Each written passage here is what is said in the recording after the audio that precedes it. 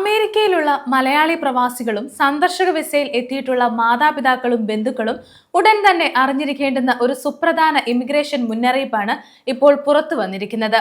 നിങ്ങളുടെ വിസ പാസ്പോർട്ടിൽ വർഷങ്ങളോളം കാലാവധിയുള്ളതായി രേഖപ്പെടുത്തിയിട്ടുണ്ടെങ്കിലും അമേരിക്കയിൽ നിങ്ങൾക്ക് നിയമപരമായി എത്ര നാൾ താമസിക്കാൻ സാധിക്കും എന്ന് നിശ്ചയിക്കുന്നത് നിങ്ങളുടെ I-94 ഇമിഗ്രേഷൻ റെക്കോർഡിലെ അന്തിമ തീയതിയാണ്.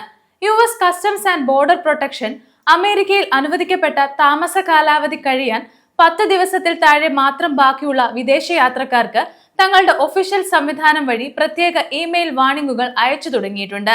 ഈ പുതിയ ഇമെയിൽ സംവിധാനത്തിന്റെ യാഥാർത്ഥ്യം എന്താണ്? നിങ്ങളുടെ ഇമിഗ്രേഷൻ സ്റ്റേറ്റസിനെ ഇത് എങ്ങനെ ബാധിക്കും? എന്തൊക്കെ മുൻകരുതലുകളാണ് അമേരിക്കൻ പ്രവാസി കുടുംബങ്ങൾ അടിയന്തരമായി എടുക്കേണ്ടത് എന്നതിനെക്കുറിച്ചാണ് നമ്മൾ ഇന്ന് വിശദമായി നോക്കുന്നത്. അമേരിക്കൻ ഇമിഗ്രേഷൻ നിയമം അനുസരിച്ച് വിസിറ്റർ വിസയിലോ മറ്റ് നോൺ ഇമിഗ്രന്റ് വിസയിലോ രാജ്യത്തേക്ക് പ്രവേശിക്കുന്ന ഏതൊരു വിദേശിയും ഡിജിറ്റൽ സംവിധാനത്തിലൂടെ ഒരു ഒഫീഷ്യൽ I-94 പ്രവേശന റെക്കോർഡ് സൃഷ്ടിക്കപ്പെടുന്നു. നിങ്ങൾ അമേരിക്കൻ എയർപോർട്ടിൽ ഇറങ്ങുമ്പോൾ ബോർഡർ സെക്യൂരിറ്റി ഓഫീസർ നിങ്ങളുടെ പ്രവേശനം അംഗീകരിക്കുകയും അഡ്മിറ്റ് ചെയ്ത തീയതിയും എത്ര കാലാവധി വരെ രാജ്യത്ത് താമസിക്കാം എന്ന അന്തിമ തീയതിയും ഈ സിസ്റ്റത്തിൽ രേഖപ്പെടുത്തുകയും ചെയ്യുന്നു. ഈ അഡ്മിറ്റ് അണ്ടിൽ ഡേറ്റ് ആണ് നിങ്ങൾ അമേരിക്കയിൽ നിയമപരമായി തങ്ങാൻ അനുവദിക്കപ്പെട്ടിട്ടുള്ള ഏറ്റവും അവസാനത്തെ തീയതി.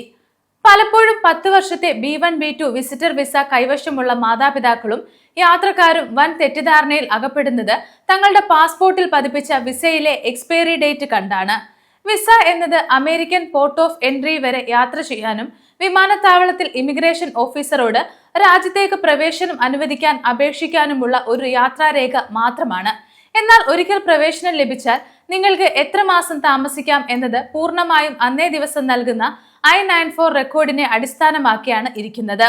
ഒരു വ്യക്തിക്ക് 10 വർഷത്തെ വിസ ഉണ്ടെങ്കിൽ പോലും ഇമിഗ്രേഷൻ ഓഫീസർ അഡ്മിഷൻ നൽകുന്നത് 6 മാസത്തേക്കോ അല്ലെങ്കിൽ ചില സാഹചര്യങ്ങളിൽ കുറഞ്ഞ കാലയളവിലേക്കോ മാത്രമായിരിക്കും. അമേരിക്കൻ ബോർഡർ പ്രൊട്ടക്ഷൻ ഏജൻസിയുടെ ട്രാവൽ കംപ്ലയിൻസ് ചെക്ക് എന്ന സുപ്രധാന സിസ്റ്റത്തിന്റെ ഭാഗമായാണ് ഈ 10 ദിന വാർണിംഗ് ഇമെയിലുകൾ അയക്കുന്നത്. നിങ്ങളുടെ I-94 റെക്കോർഡിൽ രേഖപ്പെടുത്തിയിരിക്കുന്ന അനുവദനീയമായ താമസ കാലാവധിയുടെ അവസാന 10 ദിവസങ്ങളിലേക്ക് കടക്കുമ്പോൾ സിസ്റ്റം തനിയെ ഒരു ഓട്ടോമേറ്റഡ് റിമൈൻഡർ ഇമെയിൽ അയക്കുന്നു.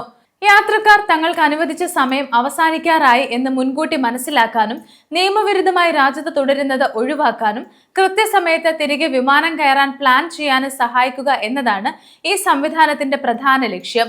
എന്നിരുന്നാലും ഈ ഇമെയിൽ സന്ദേശം ലഭിച്ചാൽ അത് വിസ നീട്ടിയെടുക്കുന്നതിന്റെയോ അല്ലെങ്കിൽ താമസ കാലാവധി ദീർഘിപ്പിക്കുന്നതിന്റെയോ സൂചനയല്ല എന്ന് എല്ലാവരും പ്രത്യേകം ഓർക്കേണ്ടതുണ്ട്. ഇതൊരു കേവല റിമൈൻഡർ മാത്രമാണ്. നിങ്ങളുടെ I-94 തീയതിക്ക് മുൻപായി തന്നെ നിങ്ങൾ അമേരിക്ക വിടുകയോ അല്ലെങ്കിൽ US സിറ്റിസൺഷിപ്പ് ആൻഡ് ഇമിഗ്രേഷൻ സർവീസസിന് തക്കതായ കാരണങ്ങളോടെ സ്റ്റേറ്റസ് എക്സ്റ്റൻഷനായുള്ള ഫോം I-539 അപേക്ഷ മുൻകൂട്ടി സമർപ്പിക്കുകയോ ചെയ്യേണ്ടതുണ്ട്. അബദ്ധവശാൽ പോലും I-94 തീയതി കഴിഞ്ഞ് അമേരിക്കയിൽ തങ്ങിയാൽ ഉണ്ടാകുന്ന പ്രത്യാഘാതങ്ങൾ വളരെ വലുതാണ്. അനുവദിച്ച തീയതി കഴിഞ്ഞ് ഒരു ദിവസം പോലും അധികമായി താമസിച്ചാൽ നിങ്ങളുടെ കൈവശമുള്ള നിലവിലെ വിസ സ്വയമേ റദ്ദാക്കപ്പെടും. കൂടാതെ 180 ദിവസത്തിൽ കൂടുതൽ നിയമവിരുദ്ധമായി തങ്ങിയാൽ 3 വർഷത്തേക്ക് അമേരിക്കയിൽ പ്രവേശിക്കുന്നതിന് വിലക്ക് നേരിടേണ്ടി വരും. 1 വർഷത്തിൽ കൂടുതൽ തങ്ങിയാൽ അത് 10 വർഷത്തെ കടുത്ത യാത്രാ വിലക്കായി മാറും. പിന്നീട് ഭാവിയിൽ എത്ര അടിയന്തര ആവശ്യമുണ്ടായാലും അമേരിക്കയിലേക്ക് പുതിയൊരു വിസ ലഭിക്കുക എന്നത് അങ്ങേയറ്റം പ്രയാസകരമായി മാറും.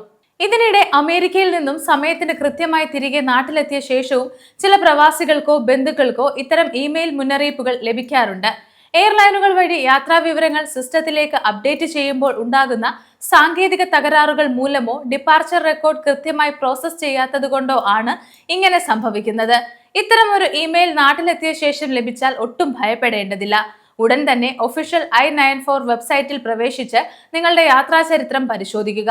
നിങ്ങൾ അമേരിക്കയിൽ നിന്നും യാത്ര തിരിച്ച ബോർഡിംഗ് പാസ്, ഈ ടിക്കറ്റ് കോപ്പി, വിമാനത്താവളത്തിലെ ഇമിഗ്രേഷൻ സ്റ്റാമ്പുകൾ എന്നിവ എപ്പോഴും തെളിവായി സൂക്ഷിക്കേണ്ടത് ഇത്തരം അവസരങ്ങളിൽ വളരെ അത്യാവശ്യമാണ്. സിസ്റ്റത്തിൽ തെറ്റ് കണ്ടെത്തിയാൽ CBP ട്രാവൽ കംപ്ലയിൻസ് ടീമുമായി ബന്ധപ്പെട്ട് അത് തിരുത്താൻ സാധിക്കുന്നതാണ്. അതുകൊണ്ട് അമേരിക്കയിൽ ജീവിക്കുന്ന പ്രവാസി മലയാളികളും മാതാപിതാക്കളെ സന്ദർശനത്തിനായി കൊണ്ടുവരുന്നവരും നിയമങ്ങൾ കൃത്യമായി പാലിക്കണം. ഒന്നാമതായി, വിമാനത്താവളത്തിലെ ഇമിഗ്രേഷൻ കഴിഞ്ഞ ഉടൻ തന്നെ CBPയുടെ ഔദ്യോഗിക I-94 വെബ്സൈറ്റിൽ കയറി അല്ലെങ്കിൽ I-94 മൊബൈൽ ആപ്പ് വഴി നിങ്ങളുടെ അഡ്മിറ്റ് അന്തിമ തീയതി കൃത്യമായി പ്രിന്റ് എടുത്ത് സൂക്ഷിക്കുക. പാസ്പോർട്ട് നമ്പറും ജനന തീയതിയും നൽകിയാൽ വെബ്സൈറ്റിൽ നിന്നും ഇത് സൗജന്യമായി ഡൗൺലോഡ് ചെയ്യാം. രണ്ടാമതായി പാസ്പോർട്ടിലെ 10 വർഷത്തെ വിസ എക്സ്പയറി ഡേറ്റും I-94 തീയതിയും രണ്ടാണെന്ന് വീട്ടിലെ മുതിർന്നവരെയും മാതാപിതാക്കളെയും കൃത്യമായി പറഞ്ഞ് മനസ്സിലാക്കുക. 6 മാസം തങ്ങാൻ അനുമതിയുണ്ടെന്ന് കരുതുന്നതിന് പകരം I-94 കൃത്യമായ ഡേറ്റ് തന്നെ അടിസ്ഥാനമാക്കുക. മൂന്നാമതായി എന്തെങ്കിലും കാരണവശാൽ താമസ കാലാവധി നീട്ടിയെടുക്കുന്നുണ്ടെങ്കിൽ തീയതി അവസാനിക്കുന്നതിന് കുറഞ്ഞത് 45 ദിവസം മുമ്പെങ്കിലും USCIS നിയമപരമായ എക്സ്റ്റൻഷൻ അപേക്ഷ ഫയൽ ചെയ്യാൻ ശ്രദ്ധിക്കുക. നാട്ടിലേക്ക് മടങ്ങിയ ശേഷം നിങ്ങളുടെ ഡിപ്പാർച്ചർ റെക്കോർഡ് കൃത്യമായി അപ്ഡേറ്റ് ചെയ്തിട്ടുണ്ടോ എന്ന് ഓൺലൈനായി ഉറപ്പുവരുത്തുക. ഇമിഗ്രേഷൻ കാര്യങ്ങളിൽ വരുത്തുന്ന ചെറിയ അശ്രദ്ധ പോലും നിങ്ങളുടെയും കുടുംബത്തിന്റെയും ഭാവി യാത്രാ അനുമതികളെ ബാധിക്കാം. അമേരിക്കൻ ഇമിഗ്രേഷൻ നിയമങ്ങളിലെയും വിസ പ്രോസസ്സിംഗിലെയും ഏറ്റവും പുതിയ വിവരങ്ങൾ സമയബന്ധിതമായി അറിയാൻ ഗ്ലോബൽ സമയം സബ്സ്ക്രൈബ് ചെയ്യുക.